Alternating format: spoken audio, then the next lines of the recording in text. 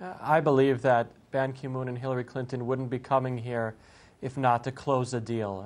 Netanyahu has been working on it with the Egyptians for a few days now.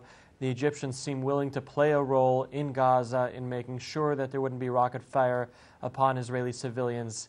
Israel can't trust Hamas to guarantee that, but it can trust Egypt, which has a lot to lose from the United States if they don't succeed. And so that brings in an element that there wasn't before that could allow Netanyahu to declare victory to the people of Israel. But what will this have achieved? And once we get a ceasefire, as clearly everyone hopes we will, what will it have achieved for Israel?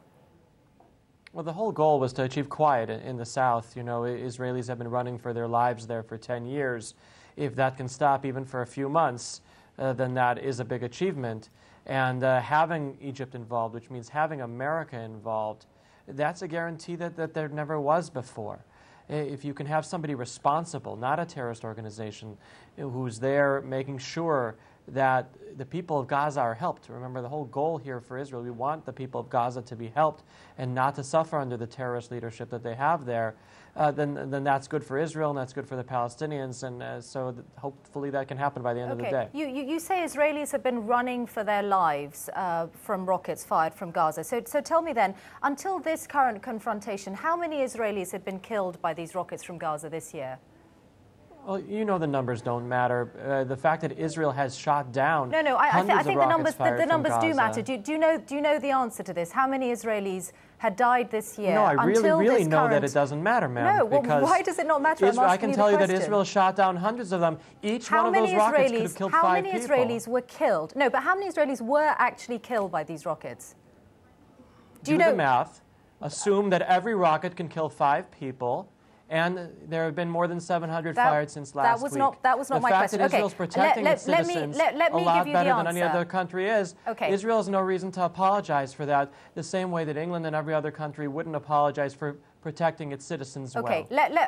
Well, you're either unwilling or are unable to give the answer to that question. So let me tell you, The Economist says because it's irrelevant, since 2004, well, that's your view, but we're trying to bring this story to our audiences around the world. Since 2004, according to The Economist, 20 Israelis were killed by rockets that came from Gaza into Israel. And this year, not one Israeli was killed by these rockets until this current confrontation began. Do you accept those figures? Mishal, I would like you to see what it's like to be stuck in a room where you can't leave with your children for hours on end, that at any given moment a siren will go off that can go through your roof. The fact that Israel has managed to stop that from happening using defensive measures has prevented war, has prevented a lot of people from being killed on both sides. Or certainly you could argue, couldn't you, that Hamas was also stopping a worse happening all of this period, because although there were rockets being fired, they weren't the big rockets that have caused damage in recent days. They were mostly homemade contraptions. Because Israel, at the beginning of right after they killed Jabari, the Hamas general, they went and they destroyed the long-range missiles that Hamas had. Otherwise, the damage would have been much more. Hamas was trying to kill civilians with every single rocket that they fired. And the fact that they didn't succeed, the fact that Hamas is a failure over the past week is a very good thing for both sides. Not all of them were fired by Hamas, were they? I mean, you know that, and I know that. Hamas is not the only group that's operating in Gaza. But Hamas is in charge of Gaza. Hamas overthrew the rightful Palestinian leadership there, and since then has made life a living hell for their people as well as ours.